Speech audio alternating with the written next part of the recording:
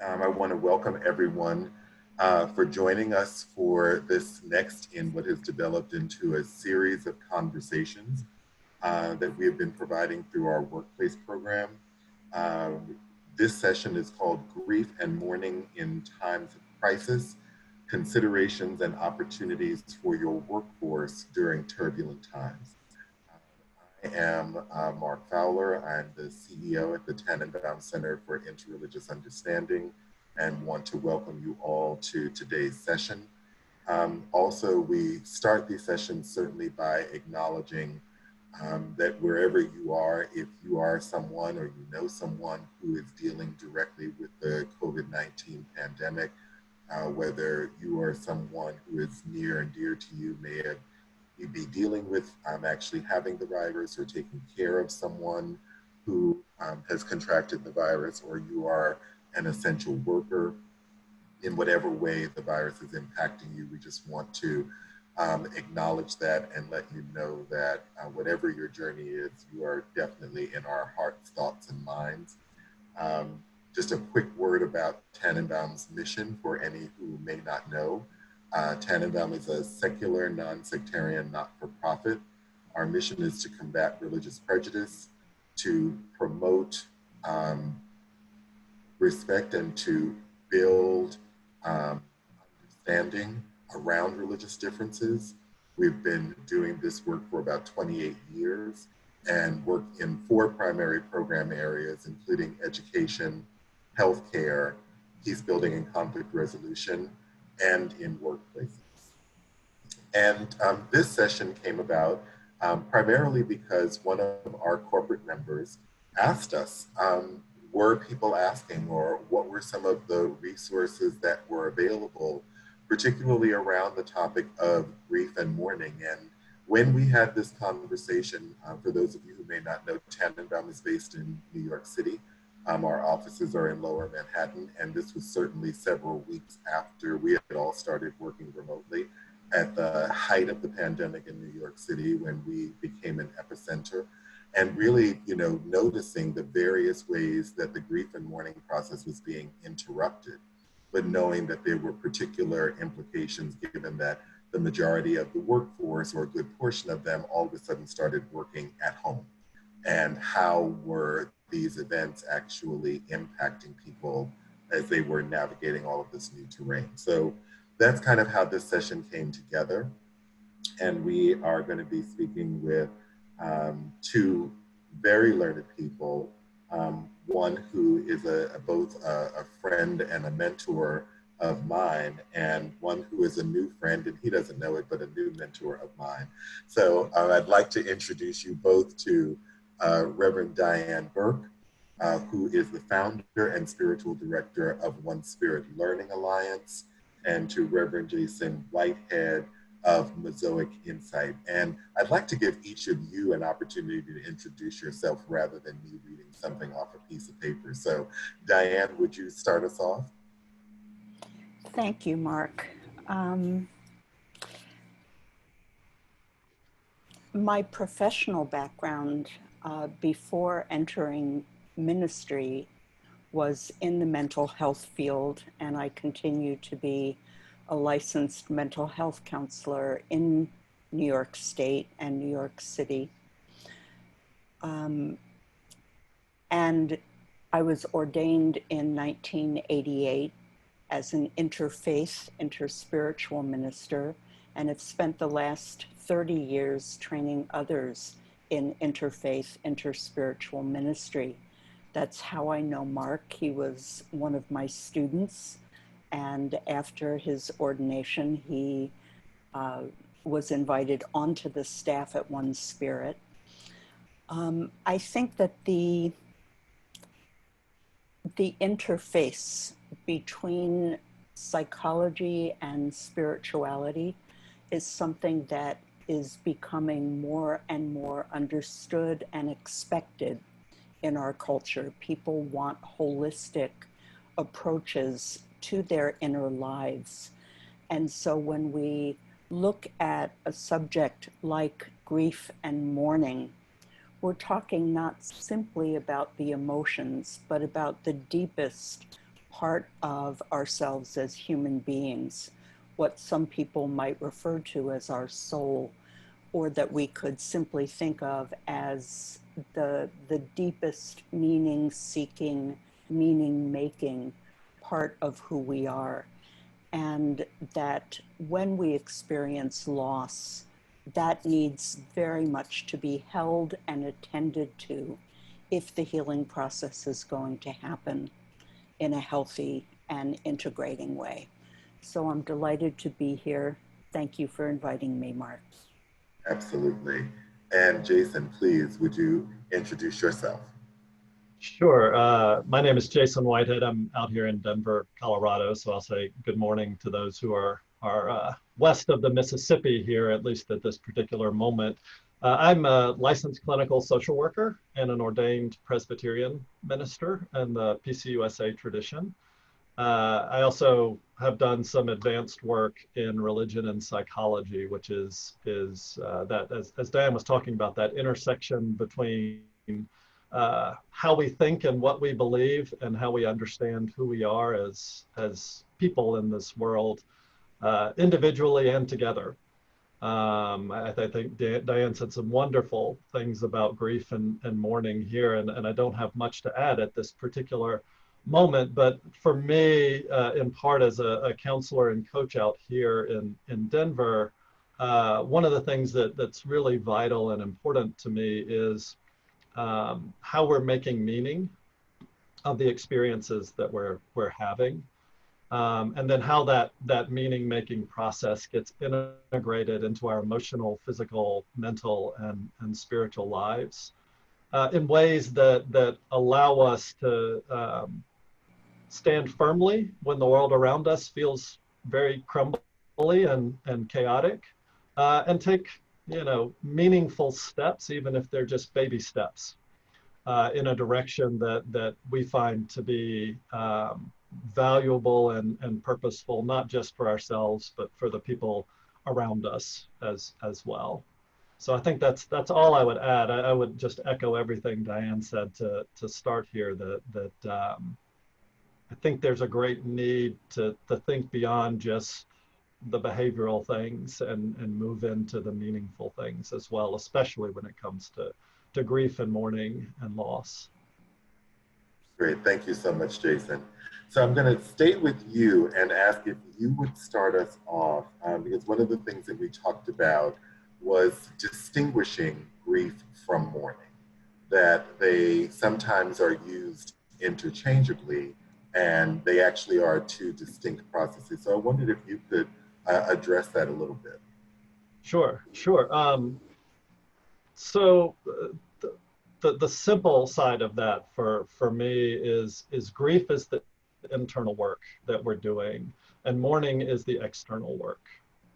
And by that I mean, grief comes about for me, and the way that I've talked about it with other folks is that it's the constellation of feelings, the anger, the relief, the shock, the disbelief, the sadness, the guilt, the fear that we might have. It's that constellation of feelings that we experience when the world we expect is not the world that we have in front of us.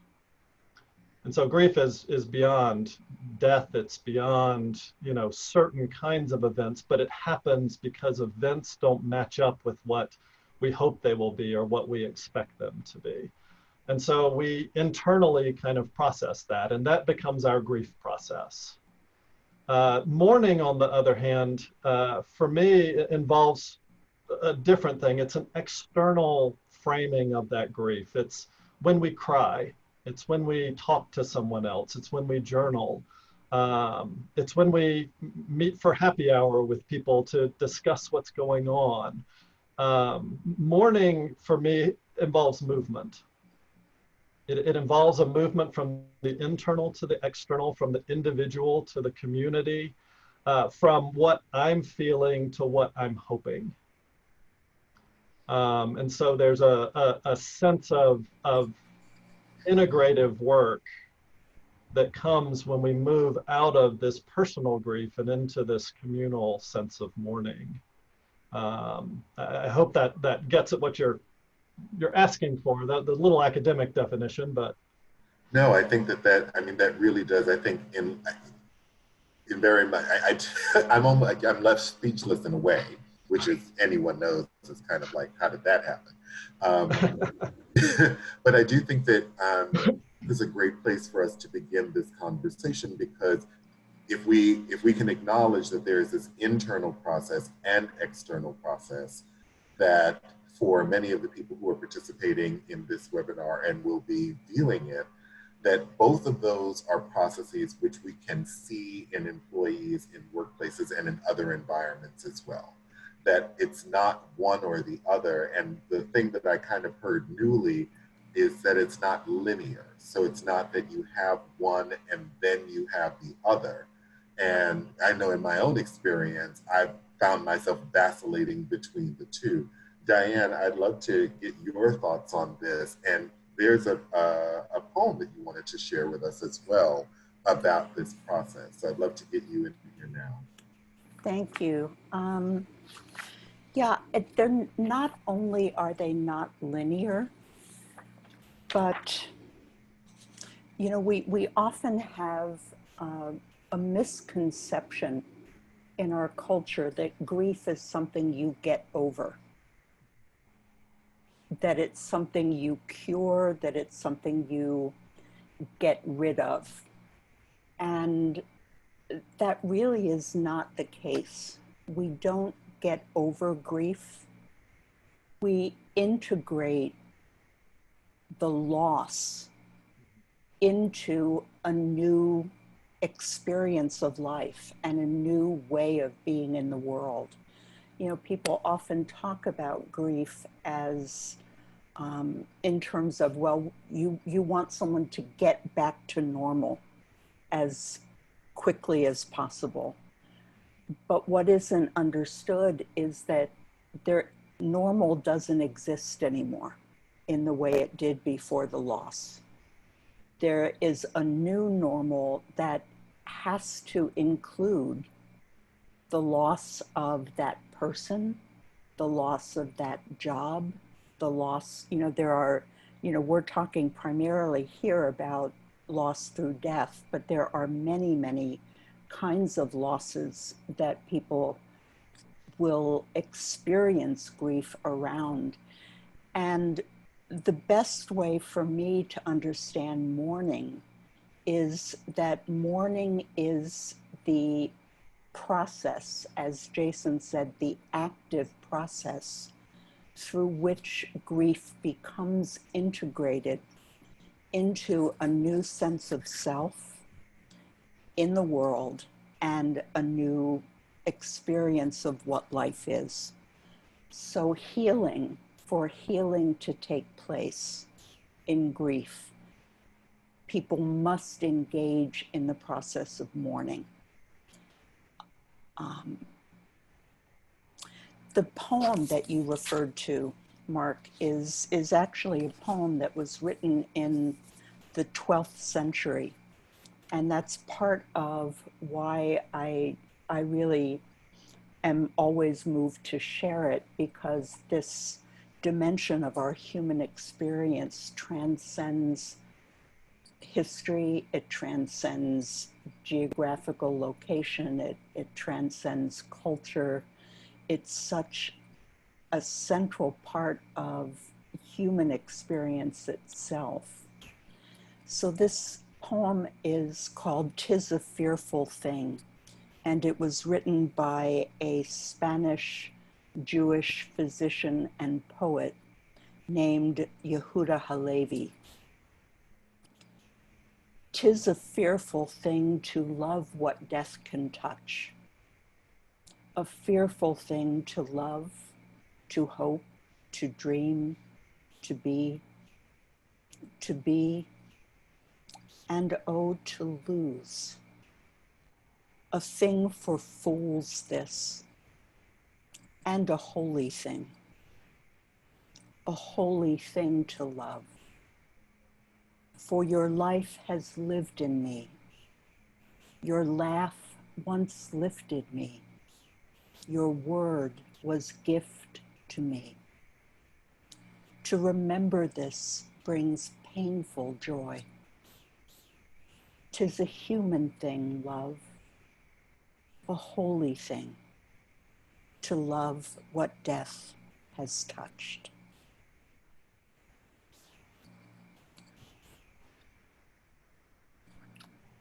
It's impossible to love and not experience grief. In a sense, grief is often the measure of love.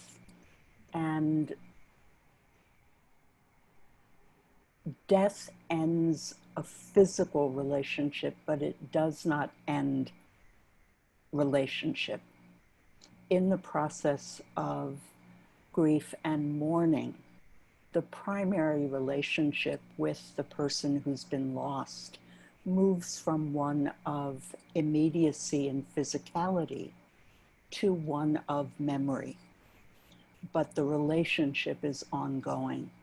And so a lot of times you'll hear encouragement, oh, don't think about the person, don't talk about the person, don't, just put all the pictures away.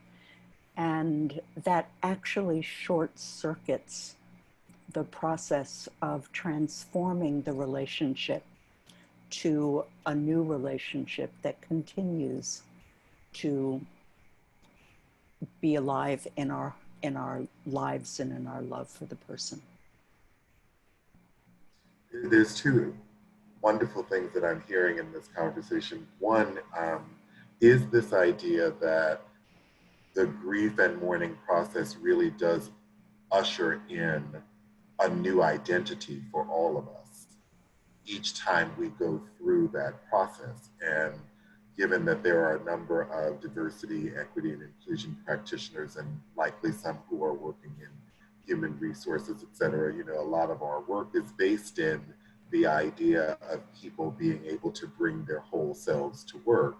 And I do think that there is something to understanding this idea that when someone is experiencing grief and or mourning, that they really are in the process of bringing in a new dimension of themselves that didn't have necessarily either concerns or even requests of their workplace or their colleagues. And especially giving the example of the idea of the loss of a job, which is a concern for many people today, to have that as an added dimension of how we think about how to manage that process if we are furloughing people or laying them off, or even in the worst case scenario, having to terminate people, that there is a process beyond the delivery of that information that people are going to go through. Well, let me ask this question. It would be great if we could maybe take a look at what does this look like in 3D in terms of the grief and the mourning process. What can they look like? And I know that we're not being prescriptive that this is the only way, but what are some of the ways that grief how does it manifest itself, and how does mourning actually manifest itself for people?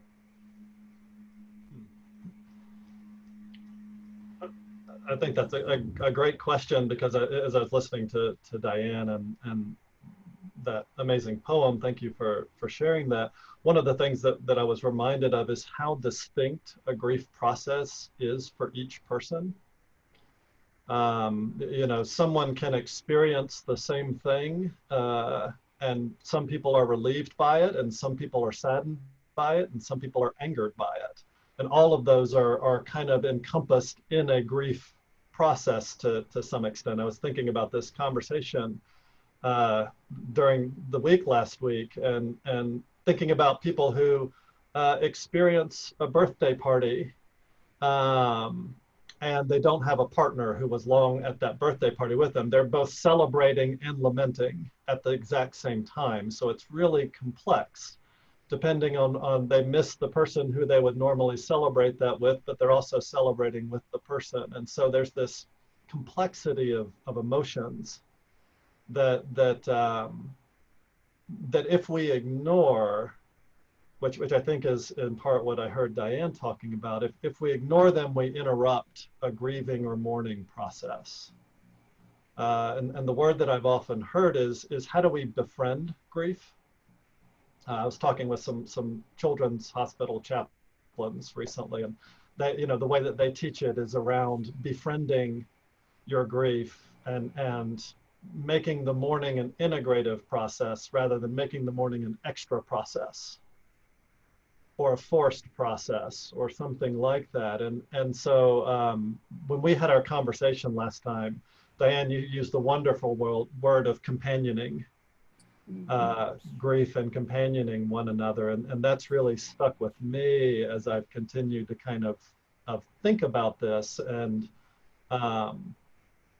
as you were talking a moment ago, Mark, I was thinking about project management and Gantt charts. And you can't Gantt chart grief. It's not okay, this person's going to do this part and then we'll drop down to this part of this thing, and the more we try to manage it, the more squirrely it gets. But we can integrate it and recognize what somebody's experience and companion with that, because it's we have that Elizabeth Kubler-Ross stages thing in our head, and I think we love our stages. But grief is not a building that we're building floor by floor. It's a process, and Alan Wolfelt talks about it as how we embrace and encounter and evade what we're experiencing from time to time. And all of those things are kind of swirling around us when we do new experiential things. And they bring up different feelings, and they're really uncomfortable sometimes. But it's when we can embrace, I think is what he would say, it's that's when we start to change, and that's when we really start to mourn and make meaning out of things. Diane, I'd love to hear. Yeah, I think that I agree completely with everything you've said, Jason, especially that there is no single way that people mourn or experience grief. There are, at the same time, I think, many things that accompany, especially early stages of grief, that are recognizable and that are important for people to recognize are part of the natural process of grief. If I could emphasize one thing today, it's that grief is not a pathology.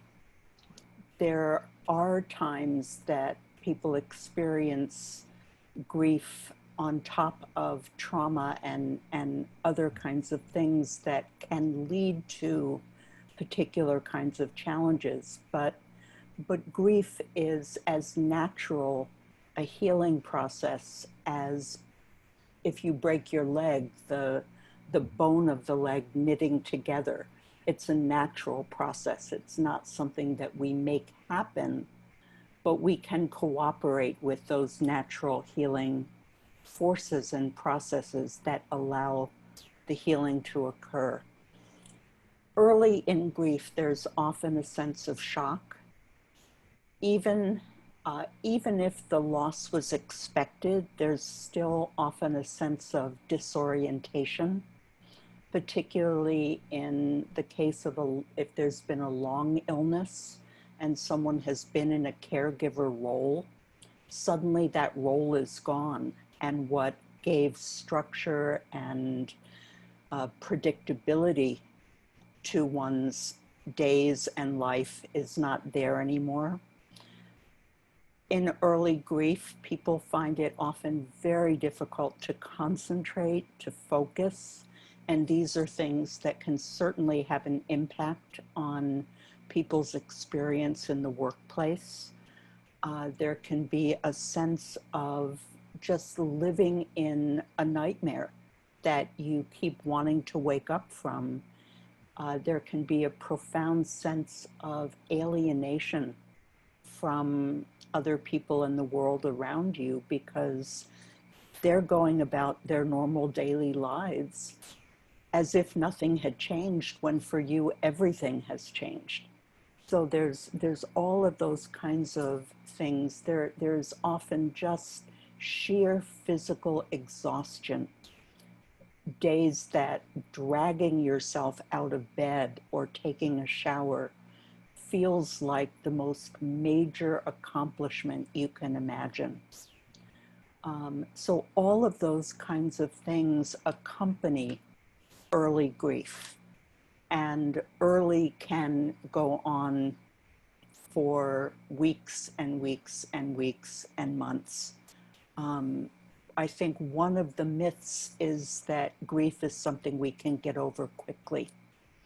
And I read something one time that really struck me. It said that the real healing process of grief probably naturally takes a good 1,000 days. And by that, it doesn't mean that you're going to be non-functional for 3+ years, but to fully integrate into a new life and a new sense of meaning is something that really occurs over time, and that requires patience and compassion on our part. There can be physical symptoms that accompany grief. There's been a lot of research that grief activates the inflammatory responses in the body. Stress is heightened just within the person's experience. The amount of practical details that can demand the time and attention and energy of someone who's bereaved can be just staggering. So all of that is going on for someone in this process, particularly in the early stages, as well as the pressure from our culture to get over it. One of the handouts that I sent to Tanenbaum to share with people are the cliches to avoid when we are with people who are grieving, who are mourning, because it's very easy to make it worse. It's very, very easy to make it worse.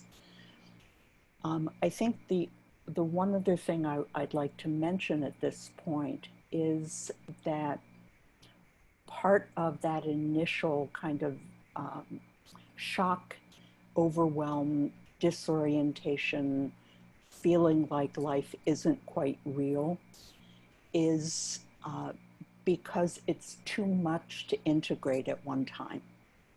And so in grief work and the mourning process, we engage in what's called dosing our grief, which is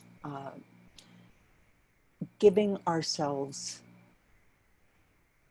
periods of time that we allow ourselves to cry, to talk to friends. And then sometimes we have to distance from that, and we have to just put our attention on the practical things that need to get done. We can't grieve all at once. We need to do it in little pieces so that our system doesn't become overwhelmed. Well, thank you both so much for that. We do have a question, and we do have some time set aside for Q&A in just a few minutes, but I just want to tee up this question because you've actually started, I think, to address it, Diane, but I want to tee this up for you both to think about. Someone writes in, what are some ways to help comfort a person grieving the loss of a loved one, especially when you're trying to comfort someone from a distance?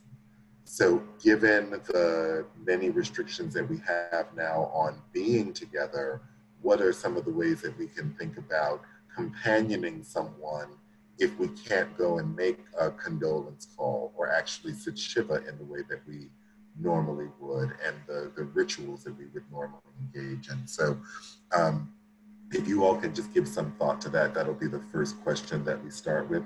I did want to ask, Jason, you had talked about Wallfield before and mentioned 3 R's that were helpful in thinking about the grief and mourning process. I wonder if you could share those with us. I think I misspoke earlier. It's the 3 E's. 3 E's, I apologize. But that's the evade, encounter, and embrace. And that's, I think, goes to what Diane was talking about there a moment ago, is that when we experience life following a loss or we're anticipating a loss, we experience life differently. We're seeing things differently. We're experiencing things differently. I've heard that when that grief comes back full force, it's like living in a hangover. Everything's a little foggy, you're fatigued, aches and pains, a little bit of nausea even for some folks when it comes to grief. And so throughout our lives, the way that we work with grief and the way that we live with grief is that we have to make we have to make space when an experience of grief or something that reminds us of a previous experience comes up, to understand and to interact with it in a way that we are ready to interact with it. Sometimes we need to evade it. Sometimes we need to know that this is going to be overwhelming and I can't do this right now. And so, you know, when I work with clients, we talk about, okay, what are these 3 areas that we want to play around with? Where are you evading too much? Because that'll arrest the grief process and the mourning process. Sometimes we can just encounter it and observe it and go, huh, I didn't know that would be a trigger for this. I didn't expect that. And we can use that as an integrative kind of observational things. And then sometimes we just walk into it. And we say, I know that this is going to be difficult and that this is going to be hard, but I'm going to meet it with the intention of this is who I am and a part of my life. And it's going to be with me regardless of where I go. Therefore, I should embrace this. And I think those are particular moments. We can't be fully embracing, and especially as we're thinking about how other people are grieving around us and what it means to companion. In part, it's how we're present to, well, what do you need in this moment? Do you need me to distract you in this moment? Do you need me to just remind you in this moment? Or do you need me just to feel with you in this moment? To help you embrace, to help you encounter, or just to help you evade. And it's okay to listen to what other people need, because again, the process is different for each person. For me as a counselor and coach, if I see people evading all the time, I'm going to ask them about that. It's you came here to talk about this, and yet you keep distracting us from, what is it about that may be too painful? And to not be afraid of other people's pain, because it's painful to embrace, and it's painful to do those, to really work and befriend grief. It's like befriending a porcupine, I think, sometimes. They're cute from a distance, but once you get up close, they can be a little prickly. But that's our pet for the moment. That is so very helpful, and I think that. So Diane, I'd love to hear what you'd like to add to this. And then I know that there was another poem that we talked about, which I think we're kind of turning the corner into, what are some of the things that we can think about in terms of companioning people. I shared with you all, a story where a very dear friend of mine, a friend of his, he was a child, and a friend of his mother's had a severe loss, and all of the people had left. There were, I think, 3 or 4 people left in the house, and As you can imagine, there was, food everywhere and people had come to, engage in that ritual. And without saying a word, she just took one of the card tables, dumped everything onto the floor, set the card table right, sat down, and started dealing cards. And no one said a word, and everyone just sat down and they started playing cards. And that was what she needed in that particular moment. And everyone just kind of went with it. And there were no conversations about we shouldn't be doing this and you should act differently. They just started playing cards. So Diane, let me turn this over to you now.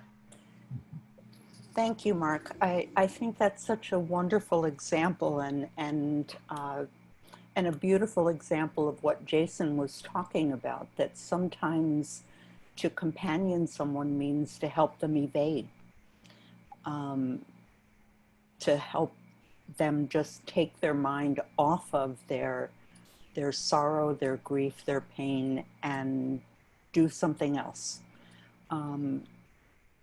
I think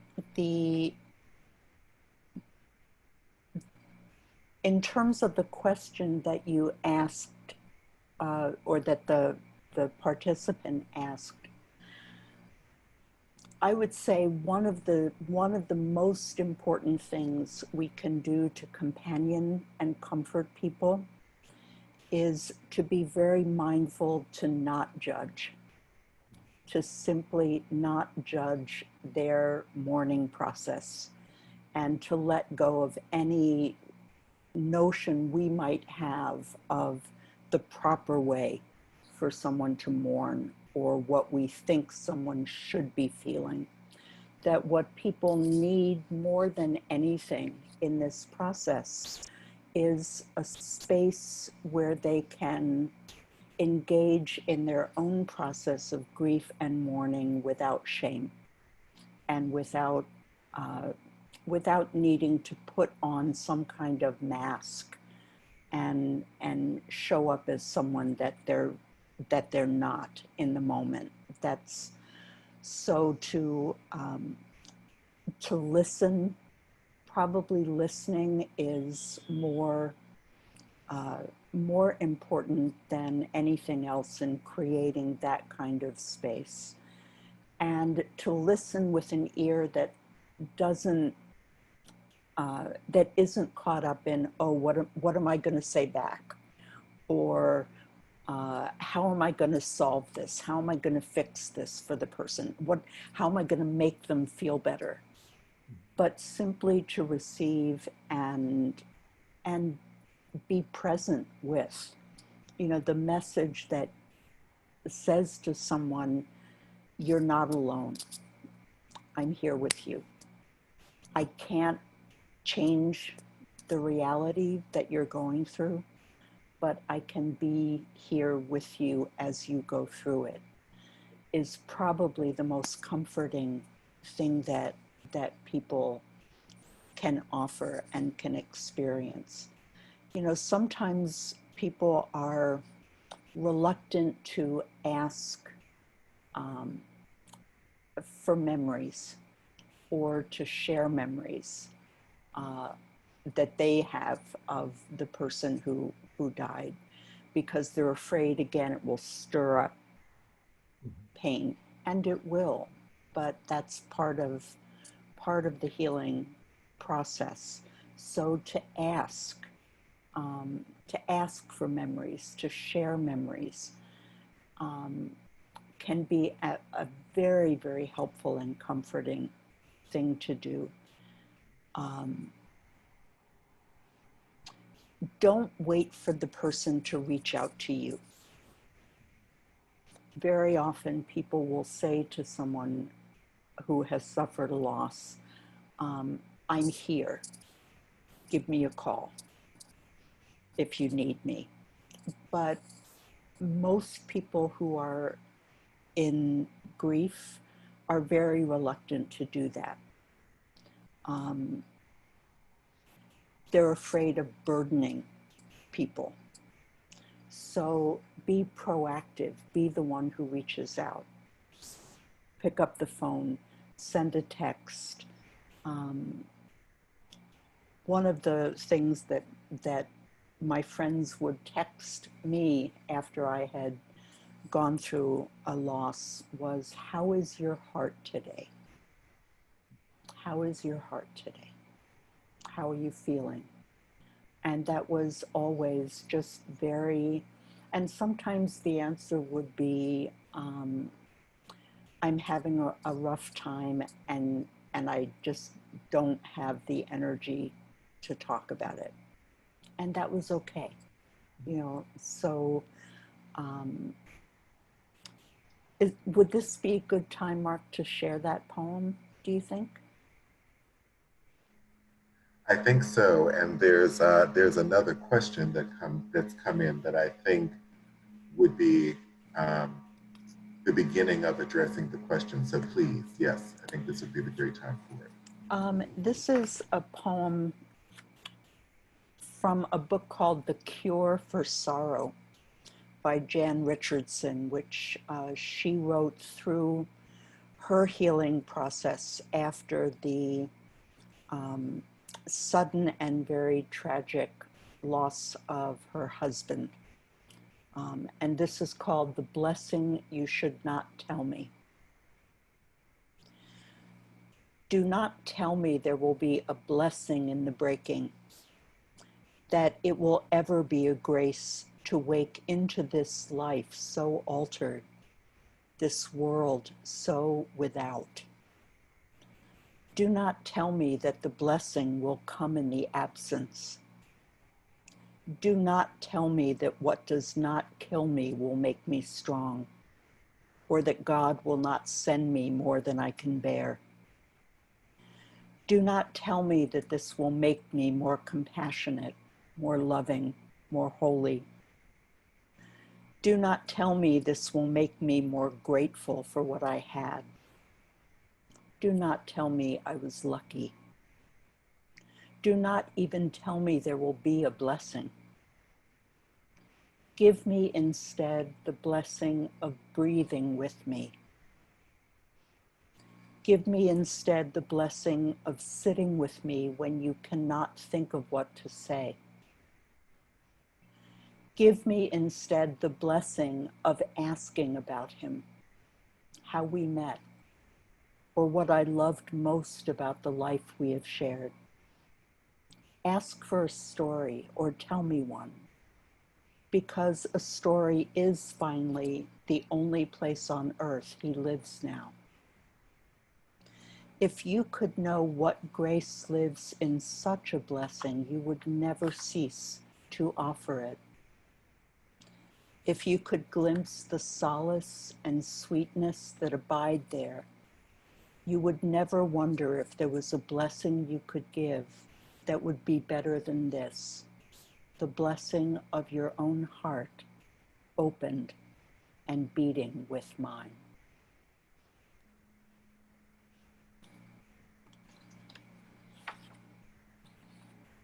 Thank you so much, Diane. Someone's asked if, Diane, if you could repeat the title and the author of the first poem that you read. And so everyone knows, we've put together a resource package that will be sent out to everyone after the webinar is complete, that has either copies and or links to all of the materials we've mentioned. Yeah, the poem is just referred to as "'Tis a Fearful Thing" by Yehuda Halevi, Halevi. Thank you. And the next question that came in, and I think that this would be a good time for us to kind of pivot to our formal question and answer period. But the question has come in this time of Black Lives Matters, there are many losses of traditional meanings and in this time of Black Lives Matter, there are many losses of traditional meanings and treasured narratives about race, justice, social relations, etc. How can we think about grief and mourning at the social and cultural level?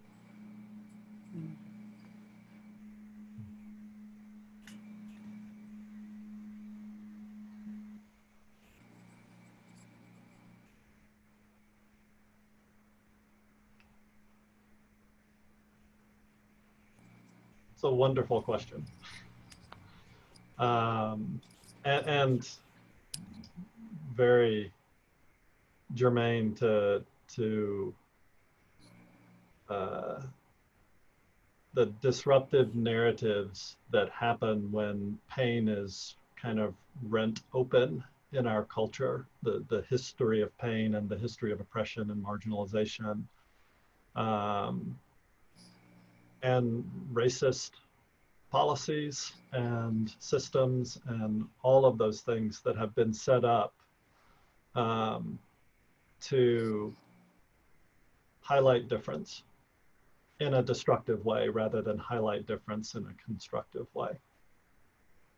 Diane, as you were talking a moment ago, one of the things that kicked back to me just from some earlier reading that I'd done is we never tell the same story twice. Every time we tell a story, there's some new detail or new emotion or new nuance to telling that story. And it's just that's how our brains work. It's not like a computer file. It grabs bits and pieces. And so as I'm thinking about this question in particular, whenever we open a story up, there is the opportunity to change what that story means. So when you were talking about memory a moment ago, when you're asking to share memory, the reason why we do that is to open it up to add new things to it. And as I'm thinking about grief and loss in these moments of Black Lives Matter, I'm thinking about how we need to open up those painful memories and write them differently so that when they get kind of put back in our brains and get remembered, we are re-membering people back into the story rather than excluding them from the story.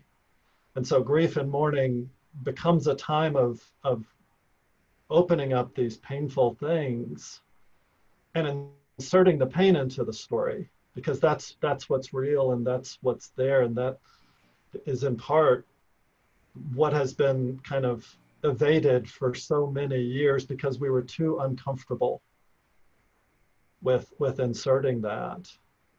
And so it becomes a matter of grief and mourning to make those stories, as I like to say, as complex as possible, rather than these simple stories that we've been telling ourselves over and over again.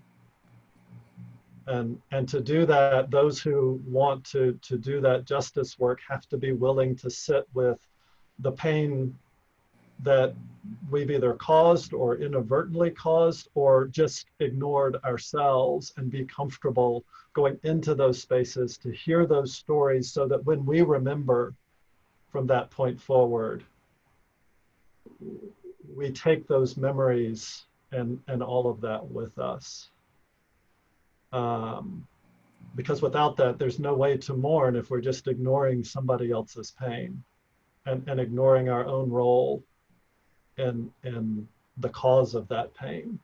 And so that's a great question, and one that a white guy may not be the best guy to answer it, but that's what I got. I'm a grief guy, so I can answer the grief side of that, and just be present for what other people want to bring with them. That's what I got. And what I also thank you. It's such an important question. And I think that in a collective sense, what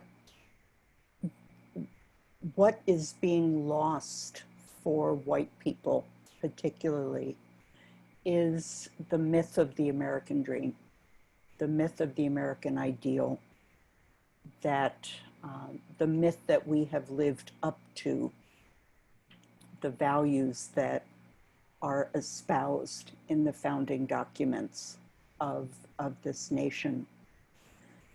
And there's a real, I think, shattering that comes with that. And it makes me think earlier, Jason, you made reference to Elizabeth Kubler-Ross's stages, which, again, while not at all linear, certainly do characterize a process of coming to acceptance of a painful reality. And I think that the death of George Floyd, the never ending, it seems, just one after another, deaths of Black men and women at the hands of police officers, has cut through the denial that we have sustained for so long. And that is an essential, cutting through that is an essential part of that process of coming to terms with a reality that's almost too painful to bear.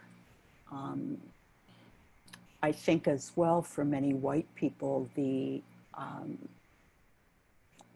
loss of our self-image as liberal progressives who would never be complicit or participate in racist systems and structures and institutions is a loss that feels very, very shattering to many of us. And yet, as Jason was saying, unless we can find the courage and the willingness and the strength to not simply encounter, but even embrace that, there's little potential for moving forward and actually engaging in a process of healing.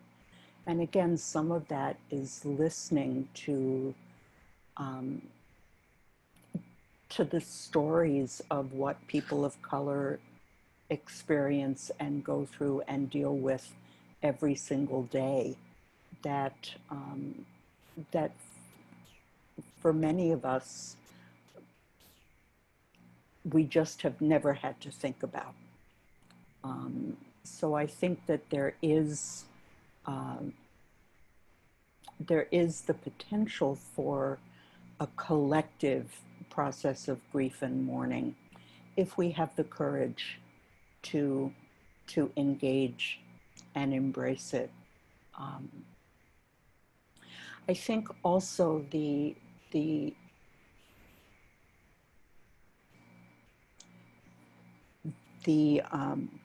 memorials that spontaneously happen, the flowers, the signs, the stuffed animals, the natural places of remembrance that arise where these events occur, is also part of our need collectively to stop pushing the painful dimensions of life out of our awareness. We live in a very pain and grief averse culture, and we need to begin to start addressing that. Yeah. We have to be willing to do our own work. Yeah. Recognize that when we're showing up in a space and we are the ones who are evading rather than the other person who's evading, or we're the ones who are encountering, that's not, our work is to show up. Yeah. And to be that companion and to do our work and not let or make other people do it for us. Yeah. And I would just add to this, because I know our time is short before we end. You know, one of the things that I've taken away, and I was making notes earlier, is both the pre-existing expectations that we each have through whatever our journey is in life and our various identifiers of what have we called grief up until now? What have we called mourning up until now?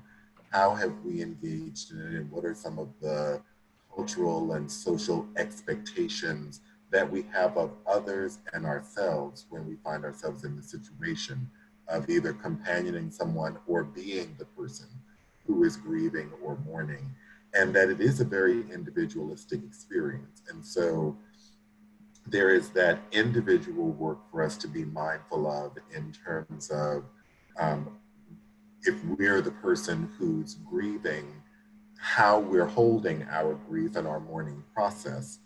And then if we're someone who's companioning another, how are we doing that? And when we look at Black Lives Matters and other movements like it, we really are talking about not just the systemic system, but we're also talking about ongoing, often unacknowledged grief and mourning.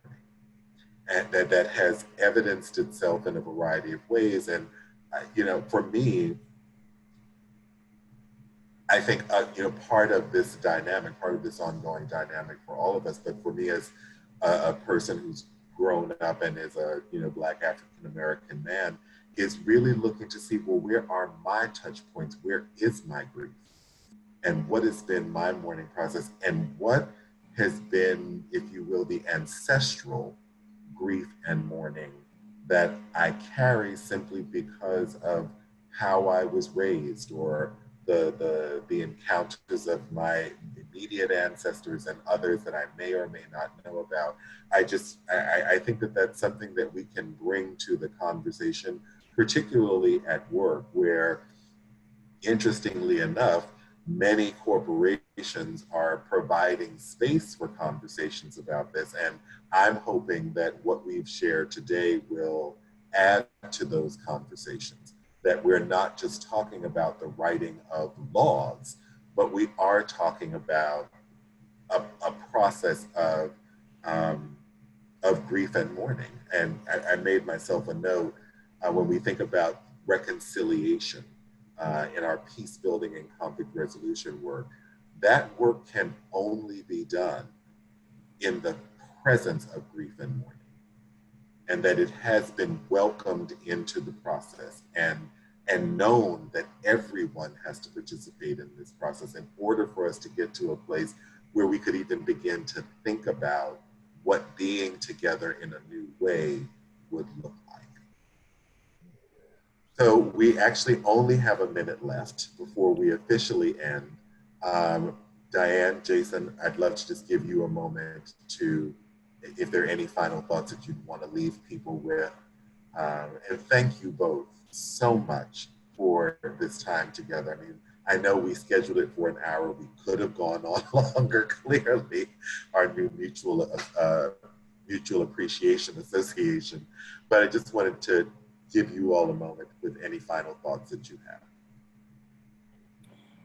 I think the final thing that comes to my mind, Mark, based on, in part on what you just said about the work of reconciliation, the word that keeps coming to me is the word relationship. That being in relationship with someone who is grieving, mourning, and sustaining that relationship is a real gift. And that for those who are going through an experience of loss and mourning, recognizing the necessity of relationship in your own healing process and availing yourself of that is also essential. And the same is true in our larger collective, remembering the importance of relationship and community in all of this. Thank you, Diane. Jason? Yeah, I would echo that entirely, and also say grief is not something to be afraid of. You know, that it's not something to be anxious of. It just is. Grief is a way that we move and make meaning in the world out of the experiences that we have, and sometimes our experiences are given to us. Sometimes they happen vicariously. Sometimes they're forced on us. And grief is a part of that way that we navigate those things. And if we can not be afraid together to encounter grief, I think there'll be a lot more relationship and accountability and responsibility to one another. And as a result, a lot more community together.